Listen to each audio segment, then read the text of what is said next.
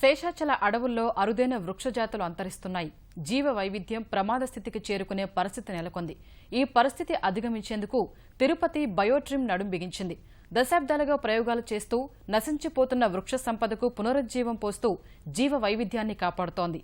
అధునాతన ప్రయోగశాలల్లో నిరంతర పరిశోధనలు సాగిస్తూ విలువైన అటవీ సంపద వృద్ధికి పాటుపడుతున్న తీరుపై కథనం.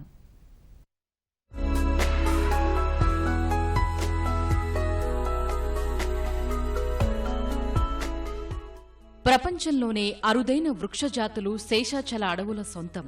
వీటిలో ఎర్రచందనం, భట్టగనప, అందుగ, గంటగరప వంటి అరుదైన వృక్షాలు సహా వందలాది ఔషధ మొక్కలు కనుమరుగవుతున్నాయి. విచ్చలవిడిగా చెట్లు నరికివేత, పర్యావరణ ప్రతికూలతే వీటికి ప్రధాన కారణమవుతున్నాయి. ఈ పరిస్థితుల్ని ఎదుర్కోవడానికి 1989లో తిరుపతిలో బయోట్రిమ్ ఏర్పాటు చేశారు. తక్కువ సంఖ్యలో ఉన్న చెట్లను గుర్తించి వాటిని అభివృద్ధి చేయడమే ఈ పరిశోధనా కేంద్ర ప్రధాన ఉద్దేశం.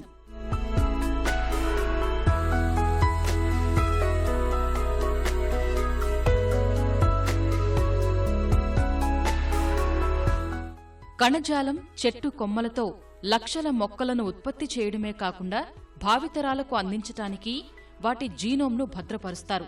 అడవుల్లో వృక్షజాతులు అంతరించటంపై వివిధ కోణాల్లో పరిశోధనలు సాగిస్తున్నారు. పరిశోధనకే కాకుండా మొక్కల ఉత్పత్తి కేంద్రంగానూ బయోట్రిమ్ పనిచేస్తుంది. వేల మొక్కల్ని టిష్యూ కల్చర్ పద్ధతిలో వృద్ధి చేస్తున్నారు.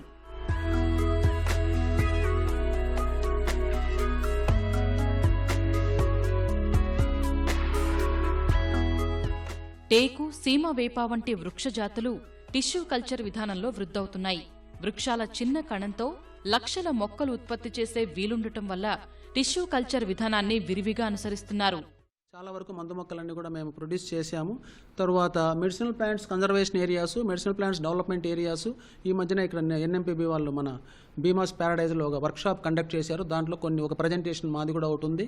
దానిలో మన దగ్గర తలకోన దగ్గర ఒక medicinal plants conservation area develop చేసి దానిలో ఉన్న స్పీషీస్, లోకల్ ఎండమిక్ స్పీషీస్ ఏమేమి ఉన్నాయి, ఈ దేనికి ఉపయోగపడతాయి, ఎంతో మెడిసినల్ వాల్యూ ఉన్నవి.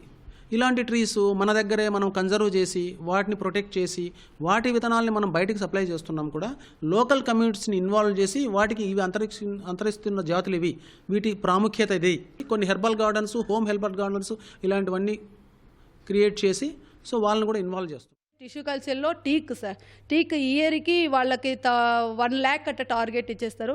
ఆ 1 lakh మేము చేసామంటే యాక్చువల్గా అయితే ఫార్మర్స్ ఎక్కువ తీసుకెళ్తున్నారు టీక్. ఆ టీక్లో ఈజీగా ఒక 90,000 దాకా డిస్పాచ్ అయిపోతున్నాయి ఇయర్ వైజ్ తీసుకుంటే. ఒక్కొక్క డివిజన్ నుంచి మాకు ఒక లిస్ట్ వస్తుంది. ఆ లిస్ట్ బట్టి మాకు ఎంత మేము ఈ ఇయర్లో టార్గెట్ చేయగలుగుతామో అంతవరకు టార్గెట్ చేసేసి ఆడి వరకు మేము డిస్పాచ్ చేస్తున్నాం. అది టిష్యూ కల్చర్ అయితే పర్ సేల్, ఇదైతే for sale not sale sir. ఇది ఓన్లీ డిస్పాచ్ వరకే ఇచ్చేస్తున్నాం.